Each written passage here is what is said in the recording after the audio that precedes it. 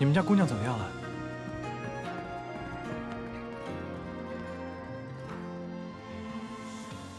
母亲，您拧着针也扎了，药也吃了，大半夜过去了，热度一点没退下来，反而越发烫了呢。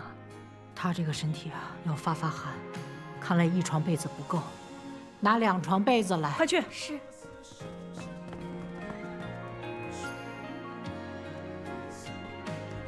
给我。不能干！让开让开！哎，你要干嘛呀？沈源，你给我出去！你去拿冰和酒来，越烈的酒越好，快去！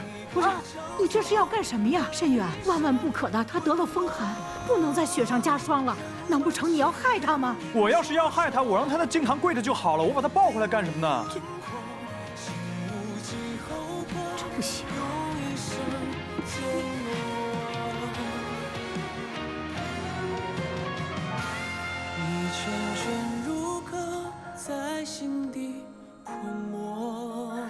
哎，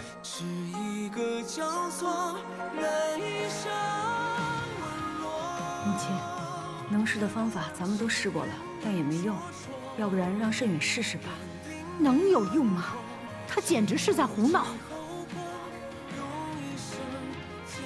你们拿酒，擦他的四肢、前胸还有后背，只能擦这几个地方，其他的地方不可以擦，知道吗？快！不行，你这简直要害他！老夫人，您就信我一回行吗？他要是有任何的差池，我把我的命赔上。母亲，让慎远试试吧。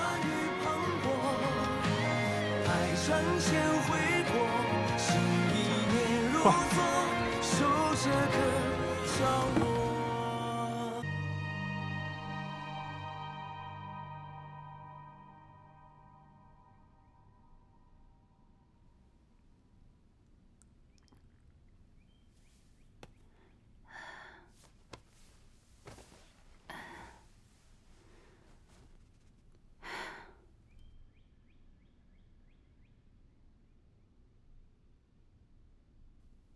姑娘，你醒了。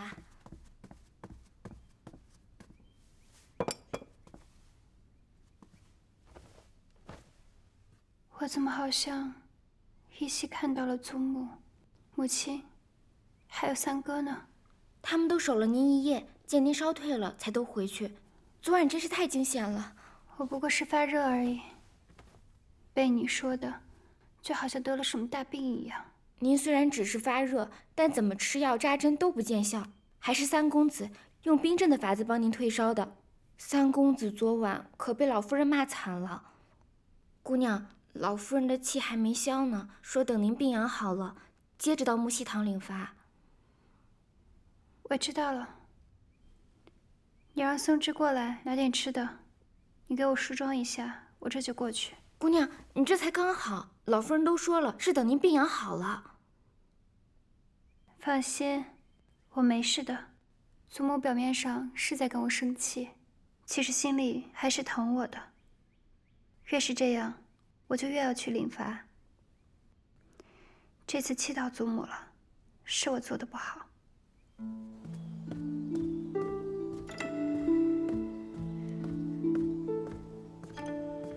老夫人，怎么样？他醒了呀？已经醒了，喝了粥也服了药，应该没什么大碍了。老夫人放心吧。要不然您去看看？不去。我要是去看他，他更不在意了，以后还会这样。不去。七姑娘，你怎么起来了？老夫人刚还念叨你呢。祖母，祖母，祖母，我都烧了1夜了，还跪了好几个时辰，您就别生我的气了。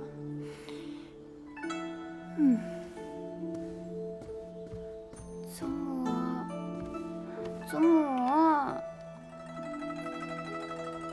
哎呀！头好疼啊！我该不会还在发烧吧？我这要把脑袋烧坏了，可怎么办啊？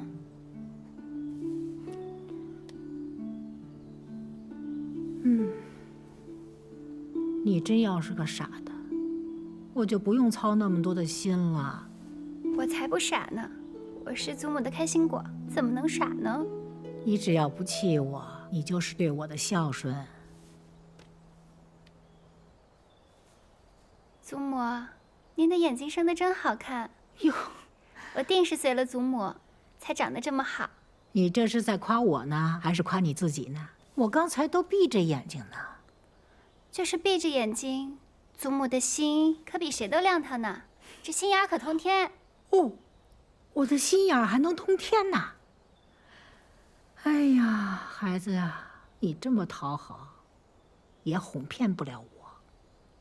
你跟我说，你这病刚刚好了，怎么就下床了呢？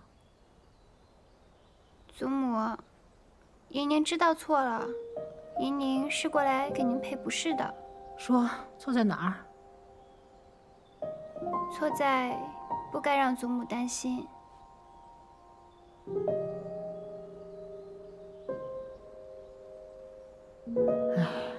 宁儿啊，真是一个乖巧的孩子。这么多年来，一直有一件事让我睡不好，吃不好。我就想，要是当年没为你父亲去顾家求娶，也许你母亲现在还活得好好的呢。祖母，这件事情怎么能怪您呢？可是祖母一直很愧疚。你母亲走的时候把你托付给我，我就想着，我这辈子一定要好好的护你周全。可是你看看你现在，去查什么乔小娘的案子，你就凭你一己之力，万一稍有不慎，那乔小娘再加害于你，那你让祖母怎么办呢？祖母，其实姨宁这次不是单独行事，三哥在我背后一直默默帮助我的。怎么跟他又扯上关系了呢？其实三哥真的是个好人。您看我头上这簪子，就是我母亲当年要留下来给我的，也是他从乔小娘那儿夺回来的。你看看，你一口一个三哥三哥的，看来他倒是帮了你不少。那你老实告诉我，你们兄妹之情什么时候开始那么好了？祖母，其实姨宁最近想起来很多小时候的事情。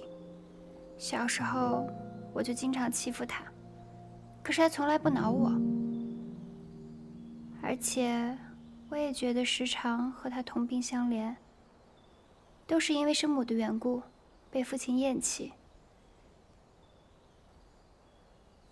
可是好在我还有祖母、母亲啊。可是三哥就太可怜了。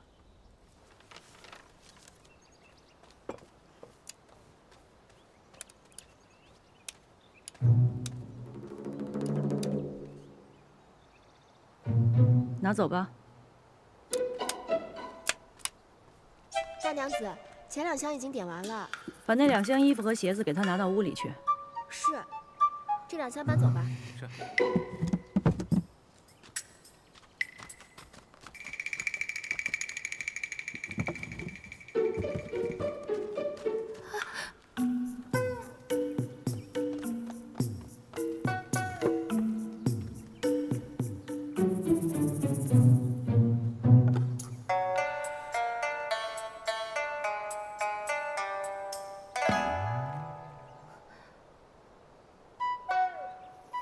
拿走。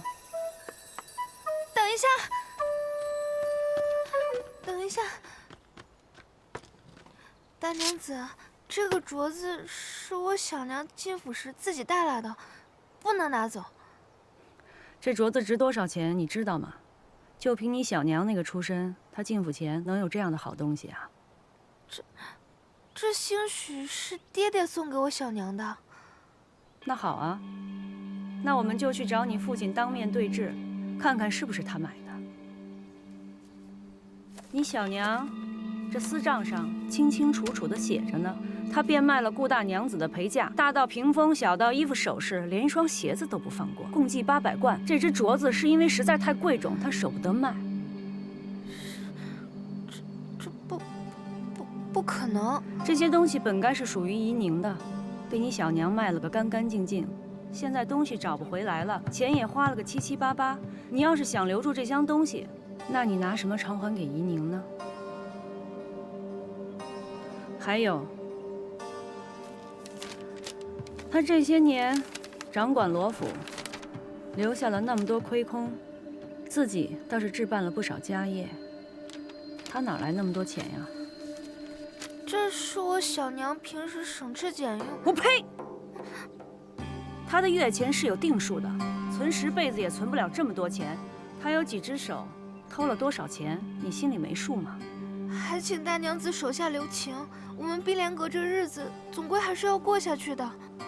轩哥马上就要参加秋闱考试了，总不能亏待了他吧？你碧莲阁该有的都有，桌椅、屏风、床榻、衣箱都各留了一套。府里按例发放的衣服、鞋子一个都没拿走。我是少了你吃穿，还是没给你们床睡？怎么就亏待他了？姑娘，又要装晕是吧？我告诉你，你少来这套。你要是真不服气，咱们就到大门外把事情摊开了说，让大家评评理。要不然你就别啰嗦，别怪我这个大娘子不容人。把剩下的东西通通搬走，给五姑娘腾个地儿，让她躺下。是。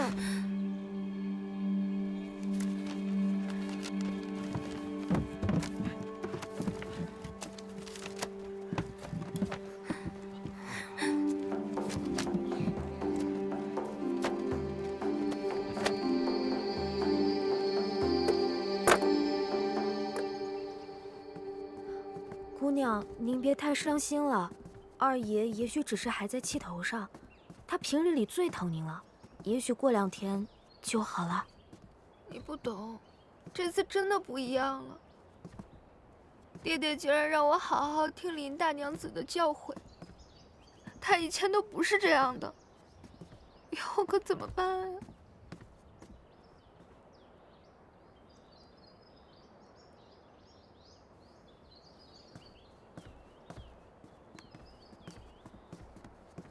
大姐姐为何一个人在此处绣花啊？五妹妹这是刚哭过，眼圈红红的。大姑娘有所不知，我家姑娘最近被欺负惨了，整日里一直在哭。英儿别说了，事已至此，我也怪不了任何人，只是今后实在是不知道该怎么办了。我劝妹妹放宽心些，少几个心眼子，也不至于落得多行不义必自毙的下场。大姐姐此话是何意啊？难道是听到什么闲言碎语了吗？小娘做的事情，我实在是不知道的呀。罗一莲，你真是把我当傻子吗？亏我一直真心待你，对你比对罗一秀还亲，你却只是把我当作对付罗一宁的工具。大姐姐明鉴，我绝对没有。让我去给成郎送诗，又骗我去捡罗带，成天在我面前说你们母女俩是如何被罗一宁母女迫害，你还敢说这些都不是你们母女处心积虑预谋好的？我不过是看你钟情于成郎，七妹妹仗着祖母疼爱与你争抢，实在看不下去了才帮你出的主意。至于那条罗带，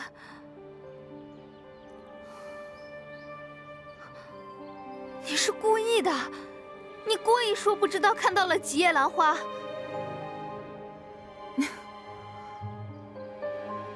我可不像你，一心只想着害人。我的确不记得当日是几叶兰花。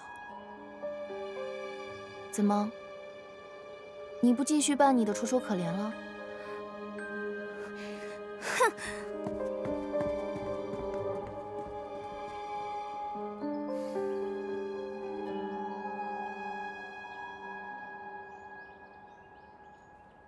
这一次真的多亏大姐姐了。你别误会，我无意掺和你们二房的事，我只不过是把自己知道的事情说出来罢了。那姐姐悄悄让人给我塞纸条，提醒我罗代的事情，又怎么解释啊？大姐姐的字我还是认得的。行了，上次你替我遮掩花苞之事，这次就当我还你人情。我们俩之间就算是扯平了，这事以后不许再提。这是自然。不过，你是怎么知道另外一条罗带的？那日走水的时候，我趁乱去了趟碧莲阁瞧了瞧。大姐姐定是觉得我心思多，吃亏吃多了，自然会多想一些。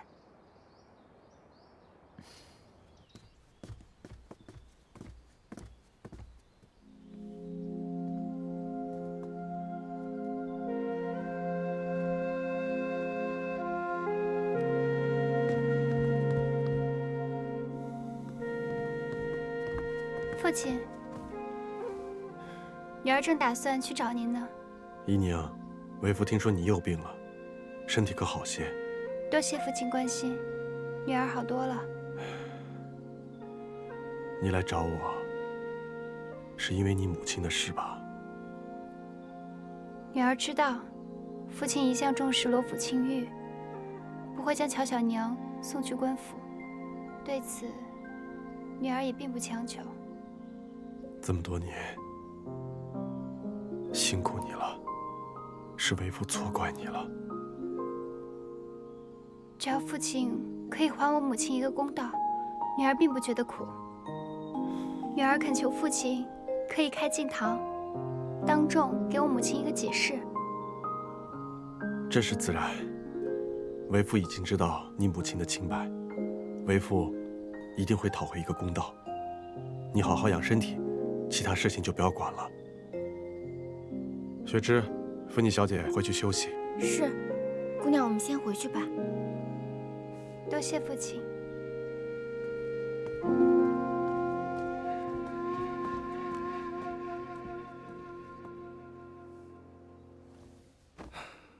别让他着凉了。是。六舅爷，要不我们还是回即墨轩去疗伤吧？你放心吧，我大姐在账房整理碧莲阁的账，那恨不得天天住那儿，不到熄灯是不会回来的。你们就放心在我这儿治，我方便取药。好。倒是你呀，你是不是又没好好养伤啊？这伤口明明都快愈合了，又要崩了。啊，这是我搬了个盆栽就裂开了。不是我说你，你别自己整天整得像个花匠一样。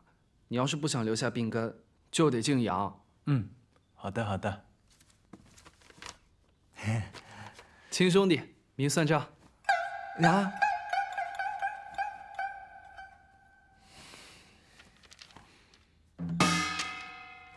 行了，有事儿呢你就让少安找我，我这人帮人帮到底，送佛送到西。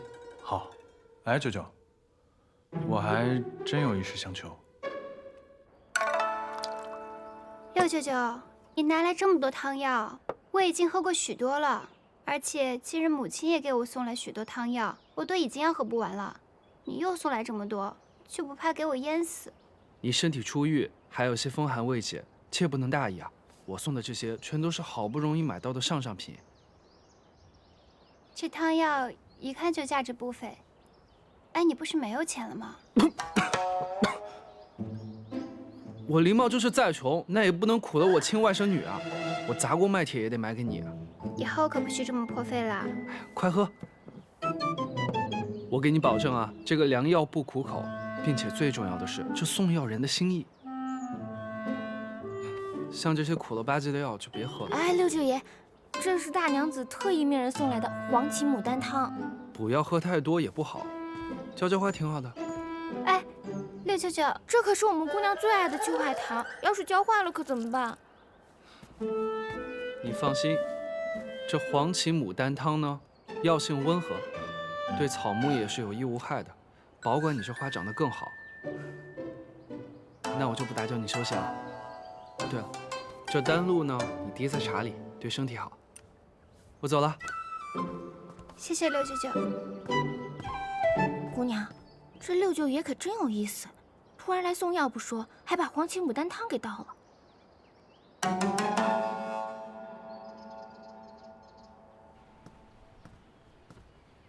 这三外甥送个药还躲躲藏藏的，这俩人该不会真闹别扭了？果然是小辈，幼稚。不过这三外甥哪儿来的药呢？李应龙留下的账本，夏勇师兄好不容易破解了，可他说这只是半本账本，怎么会只有半本呢？那剩下的账本在谁那儿？或许是在他当年哪个同党的手上。他的同党应该都死了呀。公子，那我让齐安去查一查他的同党还有什么亲眷家属之类的。哦，对了，公子，齐安来信还说陆家学的人正在四处打听宴会当晚你和七姑娘的行踪。我们的人按照你的吩咐，说是没瞧见过你俩。他突然打探我们的行踪，那偏院闹事那日，叶岩定是听到了些什么？那他会不会已经怀疑到公子头上了？没事儿，看看他们下一步要做什么吧，见招拆招。三哥，三哥，我听那日雪芝说我生病，你陪了我一宿，还说若我有不测，你愿陪我一同去。三哥，现在除了母亲和祖母，你便是对我最重要的人了。哎，这也不知道怎么回事，又觉得头不舒服。你说我该不会是又发热了吧？哼哼，我看你是好了。你又不是大夫，你怎么知道我好了？都能巧言令色了，定然是好了。哎，那不是百草园的当路吗？六舅舅也给过我一份儿，你的这一份也是他给你的？对，六舅舅跟我说，可以把丹露每日往茶里面滴上几滴，可以补气。最近母亲和祖母让我喝的补药够多了，不如我让雪芝把我的这瓶也给你吧。不行，其他的补药你可以都不喝，但是这个丹露，你必须每日都往茶里面滴几滴。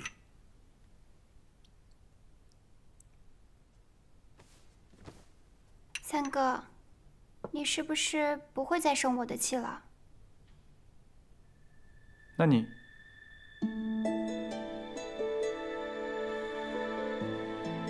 你先答应我，以后不许再以身犯险了。好，我答应你，我保证，以后不管我做任何事情，我都会先保护好自己的。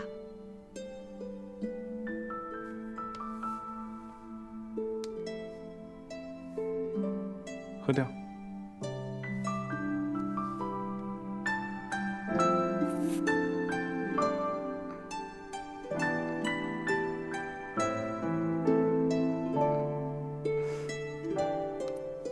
放回去。这就放回去。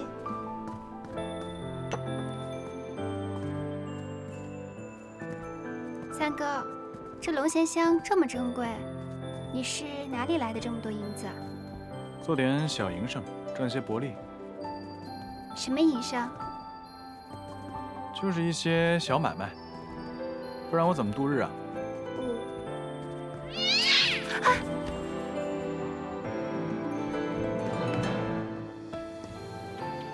什么东西？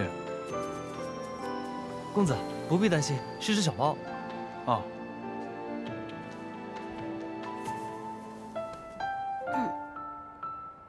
没事了，走吧。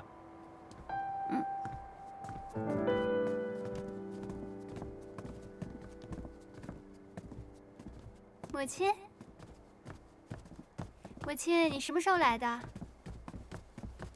前几日我去采福院给您请安，您都不在。坐吧。您等久了吧？我应该让亲去给您捎个信儿去的。没事儿，这些天呢，我竟在盘点碧莲阁的东西，查出了不少乔小娘的私账，可算是查完了。正好等你的功夫，喝口茶歇歇。大娘子，怡宁，这些全是乔小娘当年私下变卖顾大娘子的陪嫁得来的。我想办法全部都寻过了，可惜时间太久，就换回来这几套首饰。他用变卖的钱置办了些产业，我都处理了，换回这些钱，你先收着。多谢母亲，时隔多年能找回这么多东西，一定费了很多周折。傻孩子啊，我能做的也只有这些。说到底，这些物件也只是个念想。顾大娘子真正希望的是你要过得好。行了，把东西交给你，我就安心了。我要回去让你父亲看看这些私账，让他知道他看中的乔小娘这些年都干了哪些好事儿。想必这些事情父亲也是知道的，只是睁只眼闭只眼罢了。母亲，我送送您吧。不用了。慎远，府里在做新衣，我让人给你送了几套，你回去试试。如果不合身，就过来跟我说，缺什么了，想要什么就告诉我。你是个好孩子。谢谢大娘子。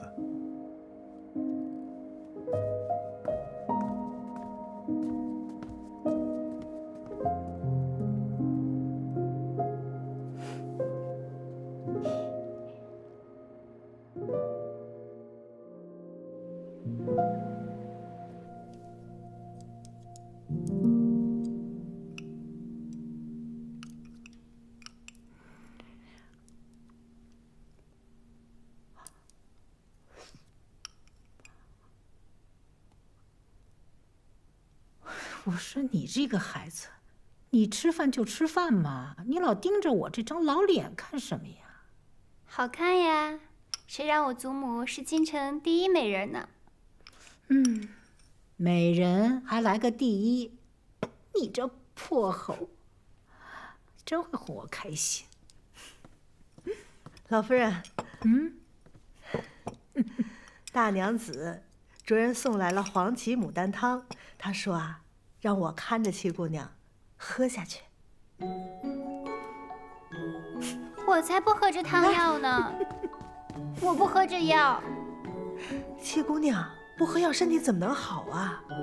祖母，喝了，风寒刚好，需要调养身体。你母亲也是为你好，喝了。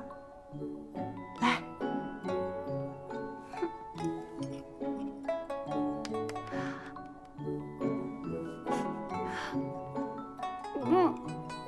太苦了。祖母，我要喝了这药是没法吃饭了。那也得喝。哎，您看那边。哎，老夫人，这……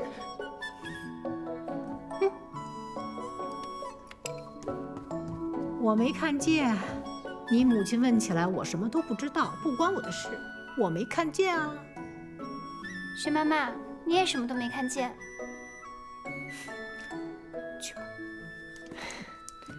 哎呀，我说你这个孩子，怎么跟你娘一个样儿啊？吃不了的药汤都往那个花草里倒。你娘生你的时候体弱，也是喝这个黄芪牡丹汤，她是怕苦啊，喝不下去，都往那盆秋海棠里倒。哎，这秋海棠啊，没多少天就活不了了。这黄芪牡丹汤呢，药性温和，对草木也是有益无害的，保管你这花长得更好。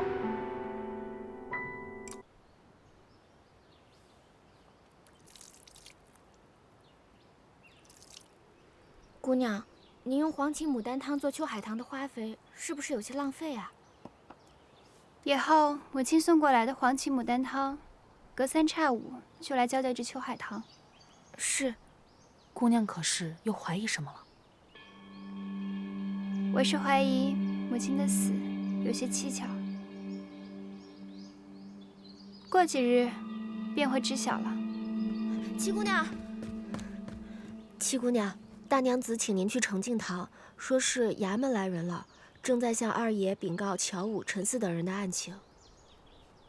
楼主簿，陈四一案审讯已有结果，特来告知。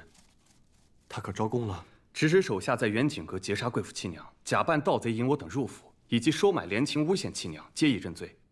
但他一口咬定皆是他一人所为，并无他人指使，现已判其8年刑狱之期。好，哎呀，那就有劳大人了。应该的，应该的。那在下就告辞了。啊，白管家在，替我送下客人，备点薄礼。是，多谢楼主簿，多谢夫人。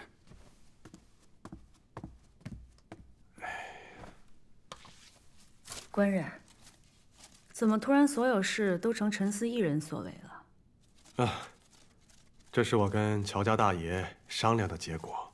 我们罗乔两家毕竟是大户人家，此事若是传出去，颜面无光啊。合着就这么放过乔家姐弟俩了？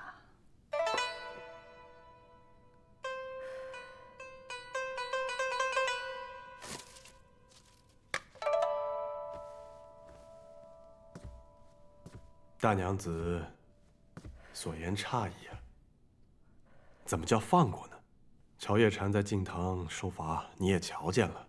我已经把他赶去田庄，乔武被驱逐出乔府，他们名下的店铺、田庄都已经收回，这就是惩罚。那父亲可还记得，之前答应过我，要给我母亲一个说法？自是记得，陈四伏法，乔氏姐弟被驱逐出府，这就是说法。看来父亲是想让这件事情不清不楚的过去。怎么就是不清不楚呢？那官也报了，这家法也伺候了，你们二位非得把乔叶禅推上死路吗？什么叫我们俩？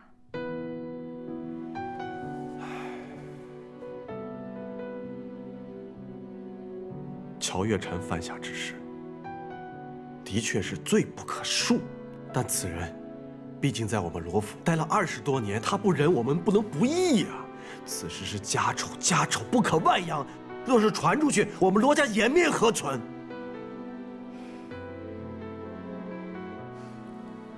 姨娘，你母亲若是在世，一定会赞同此事。罗家的门楣，颜面排在第一位啊！看来在父亲心里，夫妻情分、血缘亲情，都抵不过一个虚名。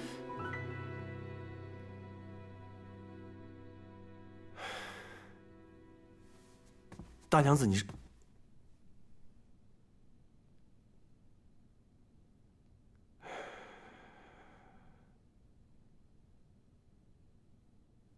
你们终究是不懂，作为罗家家主，该背负的责任。罢了，罢了。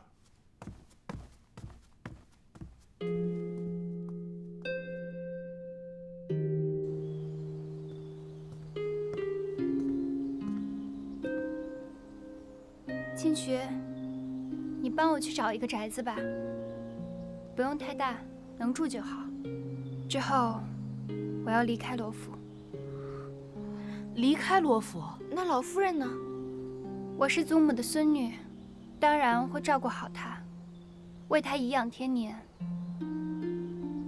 1年的时间，我要查清楚母亲死的真相，然后离开。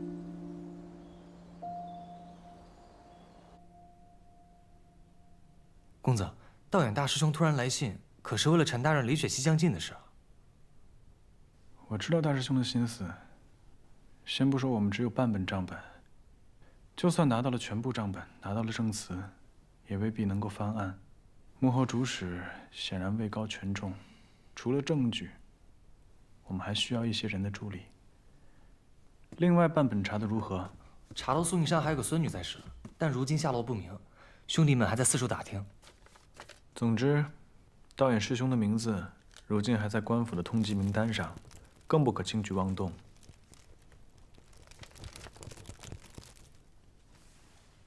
对了，学堂的事情办得如何？再过2、3日便都妥当了。让齐安把这封信转给大师兄，再加上一句，就说未在李雪琪前翻案，我们还有其他的法子。转告他务必不要以身犯险。是。不过公子，您好像对七姑娘的事越来越上心了，是不是有一点？有点什么？你吞吞吐吐的。我这么做不仅是为了七姑娘，更是为了感念顾大娘子对我的养育之恩。行，您说什么便是什么吧。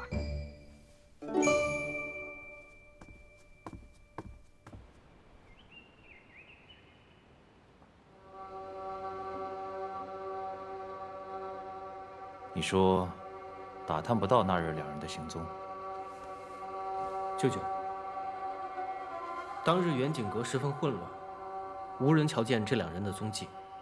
我命人去罗府暗地打探过，说七姑娘虽是被追杀，但和三公子都是当夜正常归家。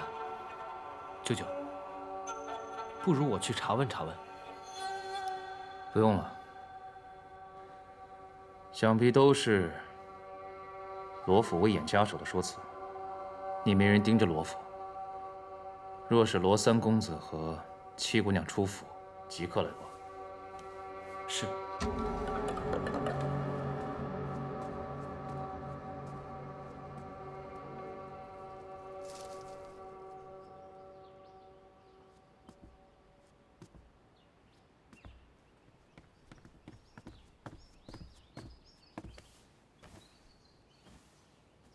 姑娘，您瞧，这秋海棠都开花了。对啊，看来这黄芪牡丹汤对花草本无害，可是母亲那盆被浇了汤药的秋海棠，又是怎么回事？于医理而言，的确如此。大娘子的汤药怕是被人动了手脚。姑娘，三公子来了。三哥，你怎么来了？有空吗？带你去个地方。青渠，你陪我去。要是祖母和母亲问起来，就说我去白云观烧香了。是。聪明。那是自然。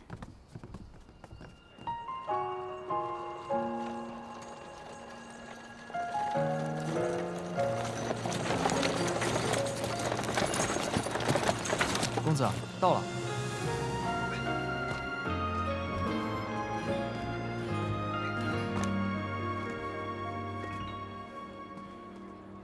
这车怎么没有踏脚凳啊？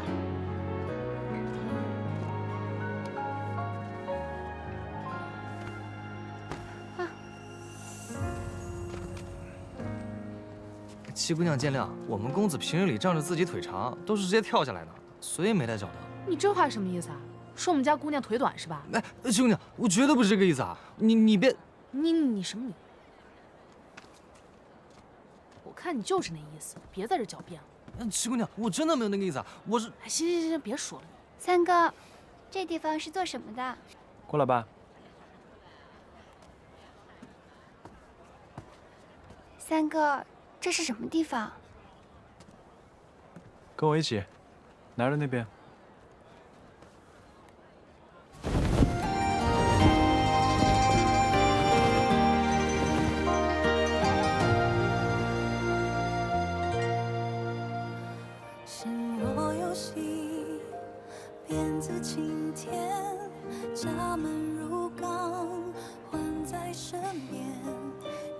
这是孤儿所，这些时日，他们无以为继，我便以顾大娘子的名义捐了一些钱，他们感念，便把名字改作明兰堂。大娘子的善良可以延续下去了。多谢三哥，三哥，我以后可以一直资助这里吗？当然。这样母亲一定会很高兴的。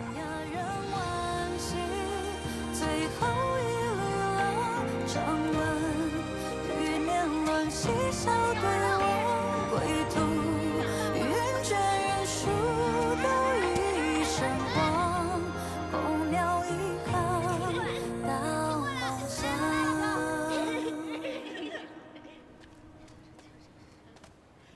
那这么说，你是怀疑你母亲当年喝的黄芪牡丹汤被人下了毒，并非死于难产体虚？要不然，那秋海棠的死，作何解释？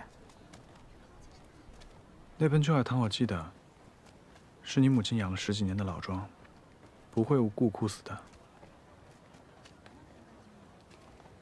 我还是太心急了些。乔小娘如今到了田庄，我也难以再调查此事。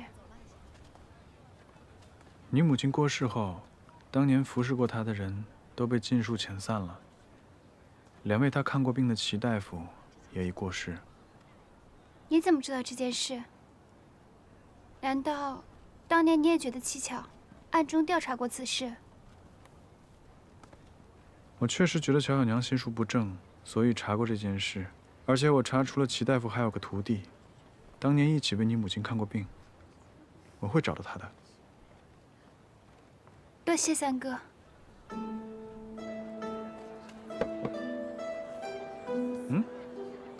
快去做吧。哎，谢公子。慢用啊。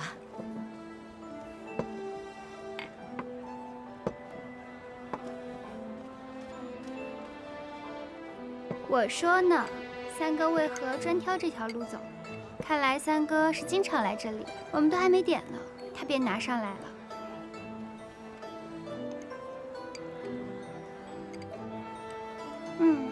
不知道三哥是冲着馄饨来的，还是冲这位娘子来的？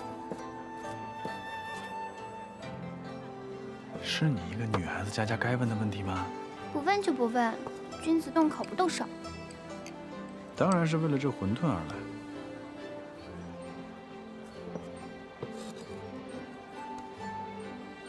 我倒是很羡慕他，可以自食其力，不用仰人鼻息。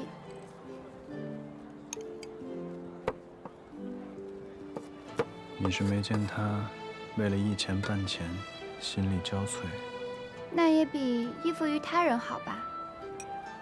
的确是世间对女子太过苛刻了，限制了她们的天地，只有闺阁深院，无论再怎么争斗，也难逃那方寸之地。所以，我一定要离开这方寸之地，所求皆为我所喜。只要你喜欢，三哥都支持你。但是这条路可不好走。要完成自己心中的事情，谈何容易？肯定不会像踮踮脚那么简单。我已经跟秦曲去说了，让他给我找一间宅子。我早晚有一天是要离开罗府的。然后呢？我会剪纸，还会画画，而且我跟着母亲还学会了管账，可以靠自己，总是有些本事，不会让自己饿死的。三哥，那你呢？难道你要为了完成自己心中的事情，一直蛰伏在罗府吗？当然不会了。书中自有千钟粟，书中自有黄金屋。男儿玉碎平生智，6经勤向窗前读。这乡考将至，三哥是否打算去科考？我确实有这个想法。可是，你是想说你现在没有进族谱，要以什么身份去参加科考，对吗？那我就以别的身份，反正我会有法子的。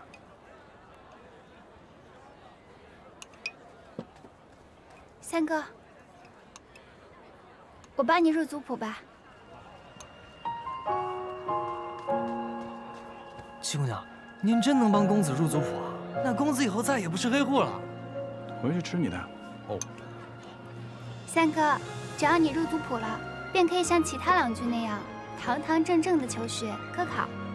这样的话，你若是入了仕，虽然罗府不是那么显赫，但是也可以在你的仕途上给你一些注意，而且祖母和母亲也是可以打心底里接受你的人。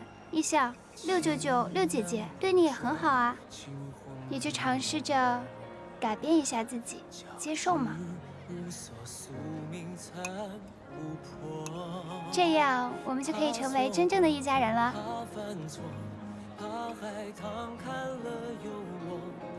一家人。嗯。今日出来可真高兴。以前我在别院的时候也没这么多人管着我，我还可以偶尔溜出来玩一玩。我就猜你喜欢这儿，所以带你过来逛逛。你去看看喜欢什么，我给你买。果然知我者三哥也。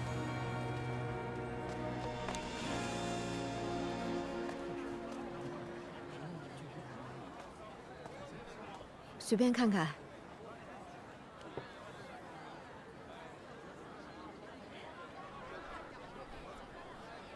艾依宁。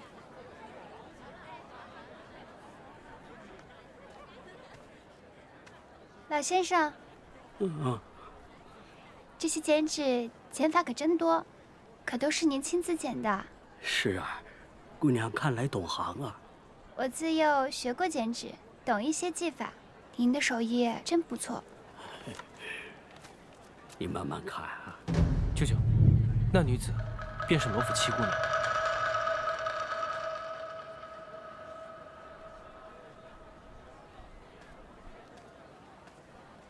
七姑娘。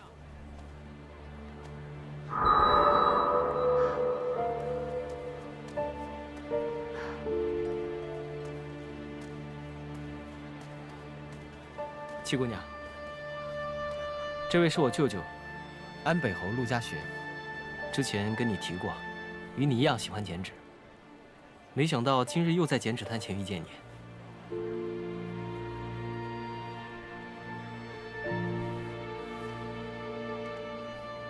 幸会啊，七姑娘，在下陆家学。姑娘怎会一个人在此啊？是和家人走散了吗？需要我们送你回去吗？他之前有演技，没看到我容貌。我若开口说话，会不会被他认出声音？姑娘，怎么不说话？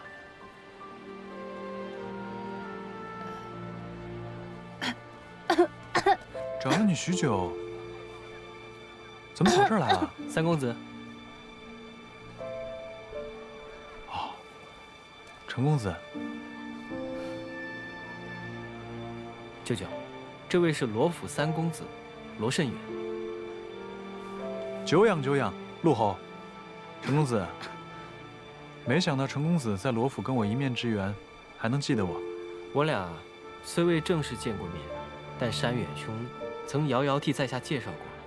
今日恰巧同舅舅来此处，遇上了七姑娘，但七姑娘不知为何，怎么突然无法开口说话了？啊，舍妹近日生了一场大病，烧得把嗓子都烧坏了，还未康复。若有失礼之处，还请二位海涵。那身体要紧，七姑娘回去好好休养，祝你早日康复，期待再会。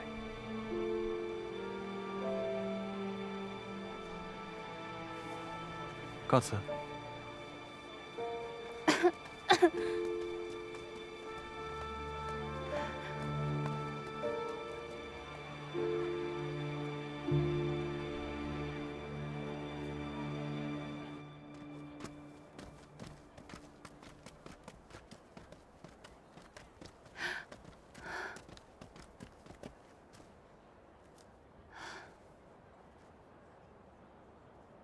他们没对你做什么吧？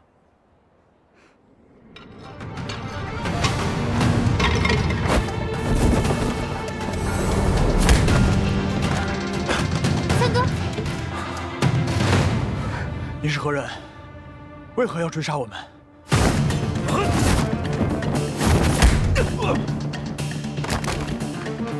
三哥。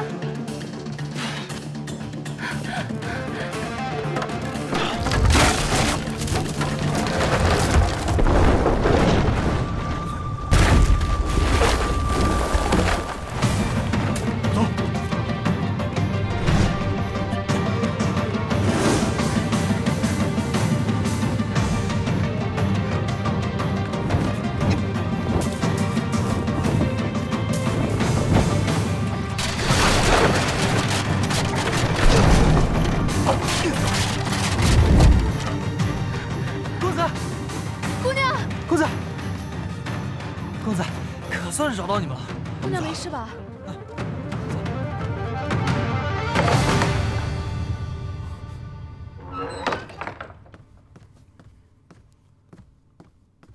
侯爷，没伤着她吧？回侯爷，属下尽量避开七姑娘，未曾伤到她。罗桑公子貌似不会武功，而且我偷袭到他的后背，他也未曾异样。你确定？确实。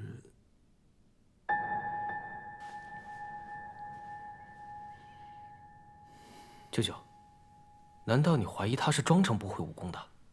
怪我没沉住气，先去试探了那姑娘，不知是否打草惊蛇了。罢了，是狐狸总会露出尾巴来。七姑娘那边，继续叫人盯着。是，舅舅。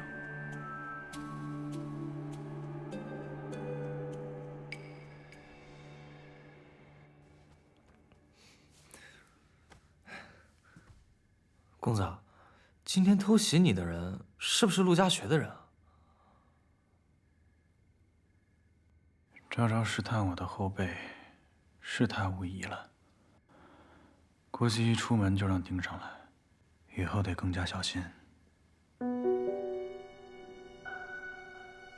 七姑娘，妹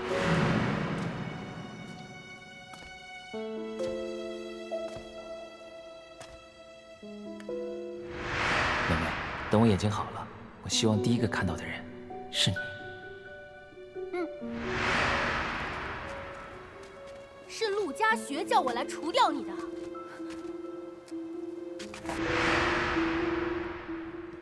姑娘，把这安神汤喝了吧。今日您从集市回来，面色就一直不太好。可是你们走失的时候发生什么事了？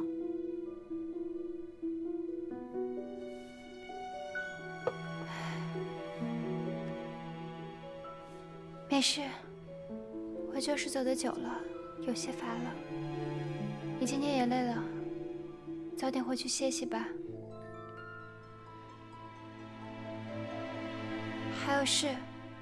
姑娘为何非要帮三公子入族谱呢？二爷怕是不会同意的。我除了帮他，其实也是在帮罗府。他资质甚高，若是有一天能入仕，前途不可限量。他要是可以掌管罗家，那对罗府、对祖母、对母亲都是好的。那姑娘打算如何帮他呢？我瞧老夫人对三公子的态度虽然比从前好些，但也不过如此了。水滴穿石，铁杵磨针。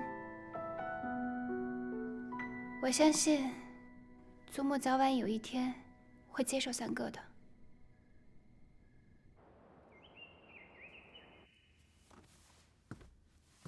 来。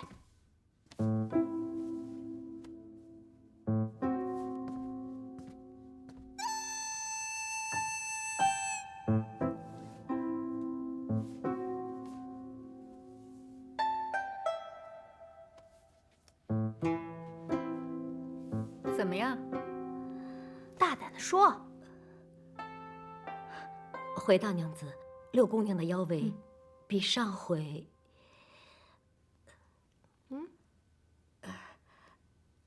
肥了3寸。啊？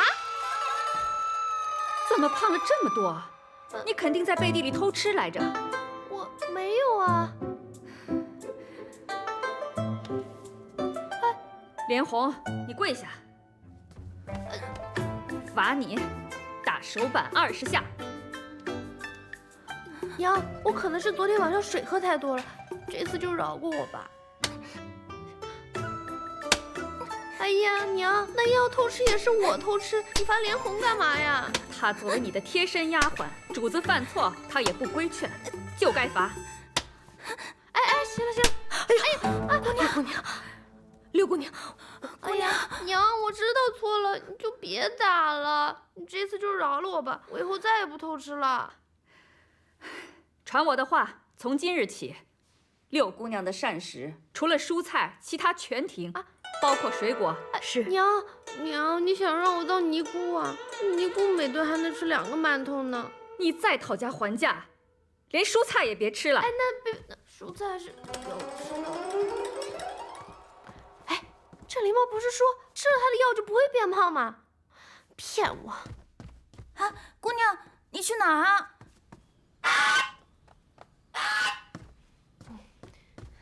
狸猫，你这个庸医，你这个骗子！怎么了？怎么了？我胖了。没有啊，我觉得你瘦了。还没有，我吃了你的药之后，每天都超级想吃东西，腰围长了3寸，你还好意思说我瘦了？你消消气嘛，这方子我也是第一次尝试，所以我需要你多给我一些反馈，这样我去调整一下方子。你拿我试药是吧？哎，别！我发誓，我一定负责到底，我一定让你腰围1尺8，我负责到底。我呸！哎，你要干嘛？天堂有路你不走，五脏庙没门你自己往里闯。你别动富贵啊！哎呀，我看这鹅那么胖，我一会儿就要把它给吃了。你还给我！哎呀，你放开！那你别和富贵一般见识嘛！你要是把它吃了，你娘会骂死你的。没关系，我先吃了它，再跟我娘请罪。哼！哎，你别动富贵啊！哎呀，哎呦！医生，你忍着点儿。你这药抹了我手不会烂吧？你可以说我目不识丁，胸无点墨，但你不能质疑我的伤药啊！不信你去问。算了，你爱信不信吧。好像是不怎么疼了，还消了点肿。这个好，回去给我莲红用。这药可老值钱了。送你了，当我给你赔罪了。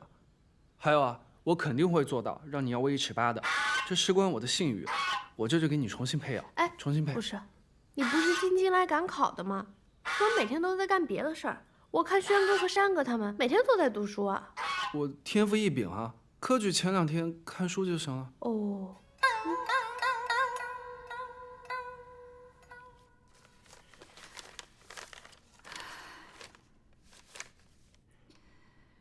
都是一个老师教的，人家轩哥怎么老被老师夸奖？你呢，一写就文理不通，把个文章写通顺了，有那么难吗？轩哥有问题，先生都细细解释，对我就没个好脸。连你亲娘我都快对你没好脸了，别说先生了，明日之前把这些拿回去重写。什么啊？赶快拿去重写。申哥。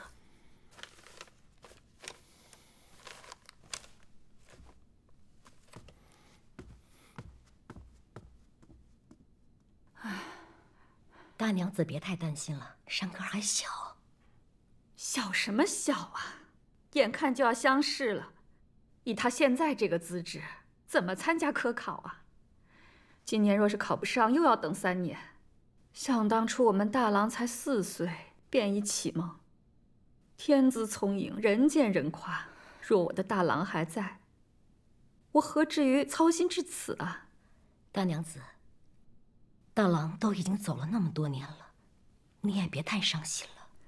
衣袖贪吃，山远偷懒，也就一遇算是乖巧，可是也只是个姑娘啊。你说说，我这命怎么这么苦啊？大娘子放心，咱们山哥一定会有出息的。哎，对了，我要给山哥请名师的事情，我大哥怎么说？正要和您说这事儿呢。这是陈家大爷托人送来的明光木，给我安排个时间，我要亲自上门邀请。若是将来山哥真有个名师大儒推荐作保，说不定啊，受恩印也能得个官职。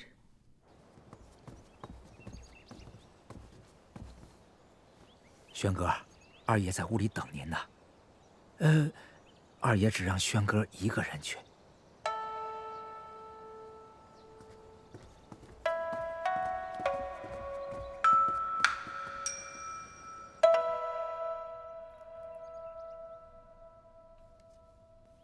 回去继续用功，过几日写篇新策论给为父看看。轩辕，相识在即，你不可懈怠。为父希望你一举高中，为我们罗家争光。是，父亲。下去吧。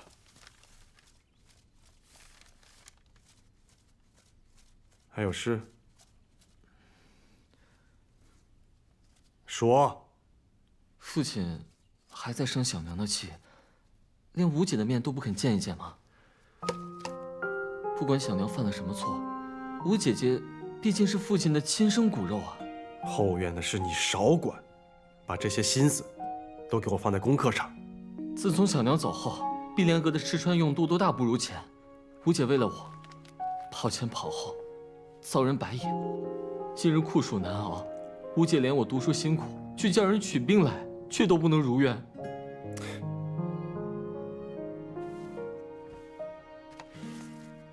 那你看为父书房可曾用兵啊？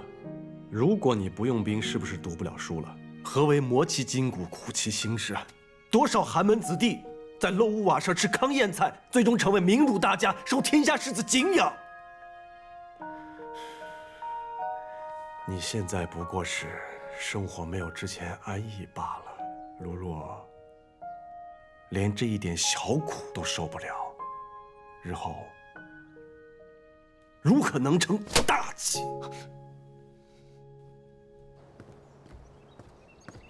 轩哥，轩哥，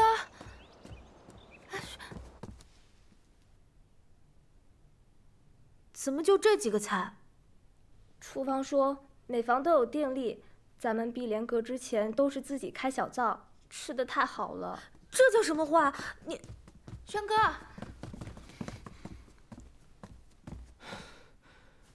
哎，轩哥，将就吃点吧，还要读书呢。下午姐姐给你做点点心，屋里的冰块我也会卖些首饰去换来。你呀，只要安心读书就好。这不是几块冰一顿饭的问题，这是屈辱。所以你更要发愤图强，好好读书，以后出人头地。爹爹只有你这么一个儿子，即使现在对你严苛，只要你将来高中，咱们院又能过回以前的好日子，小娘才有机会回来。小娘被打了50仗，送去田庄，也不知道现在日子过得怎么样了。轩哥，你是我们唯一的希望了。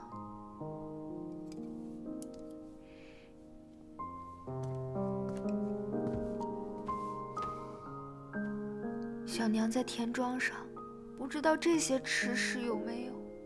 我知道了，我这不是天天都在努力读书吗？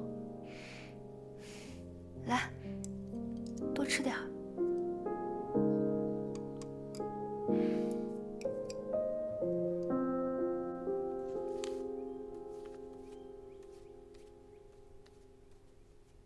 哎呀！哎呦，我说你这个字练的，心浮气躁，心神不宁。你说你能写得稳吗？啊？祖母，我肯定是身体还没好，不舒服着呢。你从小就这样，一练字儿啊，哪儿都疼，哪儿都不舒服。哎呀，这个练字啊，是磨练你的心性的。你从小就练得太少了，难怪你父亲说你写字都没有筋骨。这样好了，祖母啊，给你请个师傅，教你好好练字。请师傅？不用在外面请啊，这家里就有现成的一个。谁？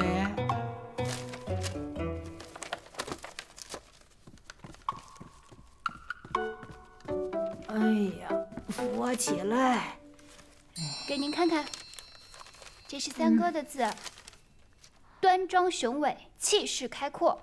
您瞧瞧，他不仅字写得好，这文章也做得好着呢。入木三分，风透纸背。你说你父亲从来都没待见过他，也无人精心教养，他竟然能做到这种程度。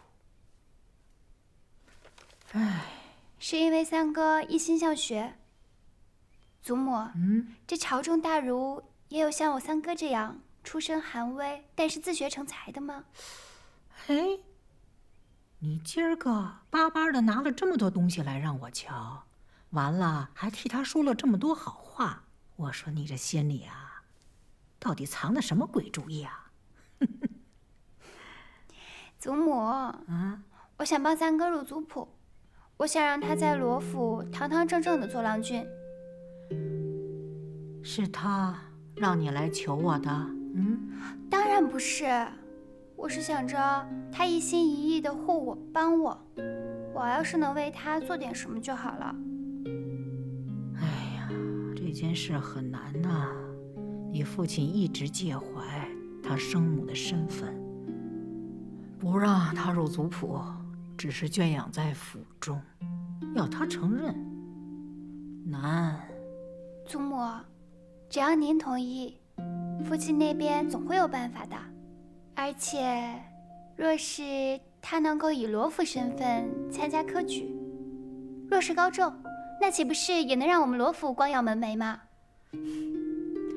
行了，这件事，祖母会好好想想啊。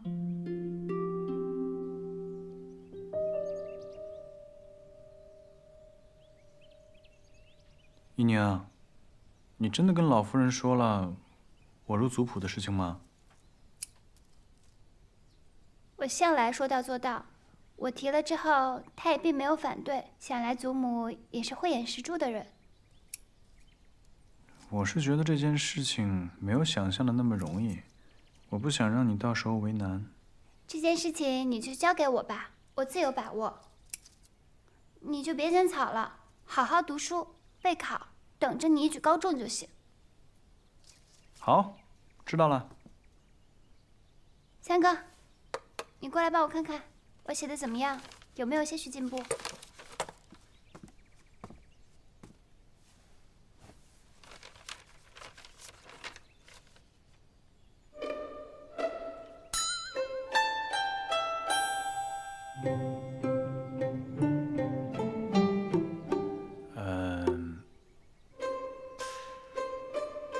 字形不正啊，歪歪扭扭，字如其人啊。你字形不太正，先不说这字好不好，你起码得写得正气。来，我写个给你看看。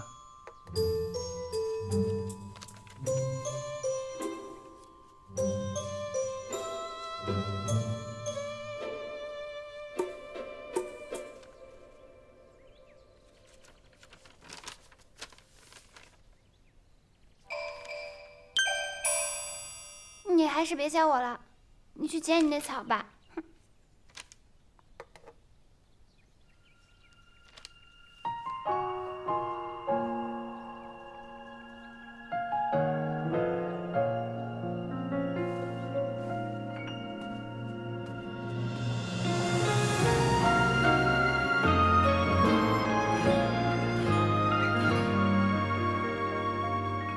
陆家学好像也对你起疑心了。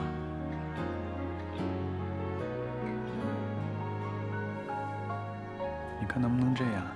以后出门的时候，多叫几个人陪着你。还有，以后要是再遇到了危险，绝对不可以挡在我的身前，要马上就跑。那怎么可以？你救我几次鱼水火，我怎么可能不保护你啊？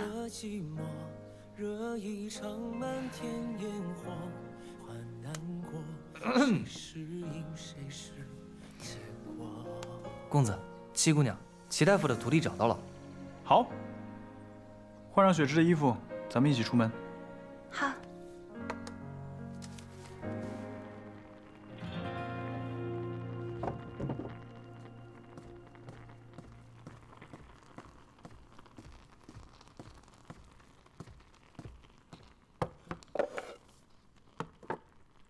罗七娘，石府为顾大娘子看诊的所有脉案都在这里了。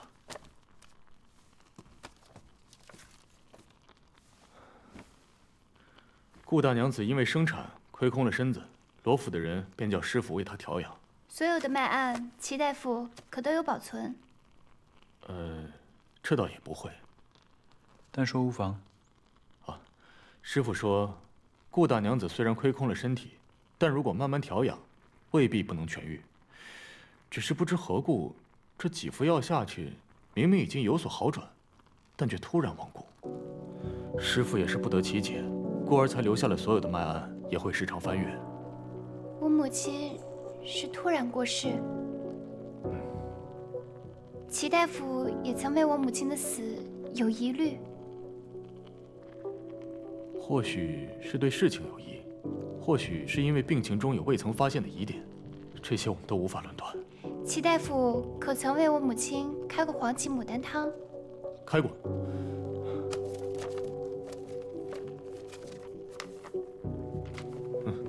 这页便是。这是一味寻常的补药，这药方也基本都是一致的。那会不会是有人对这药方动了手脚？师傅开的所有药方，全都是由我来负责抓药煎药，再由师傅亲自送过去。这顾大娘子突然身亡，师傅也是非常奇怪，多次检查过药渣和药方，没有发现什么异常。也就是说，这黄芪牡丹汤没有问题。师傅开的药不会有问题，这抓药和煎药的过程嘛，也不会有什么问题。这些我们都非常小心的。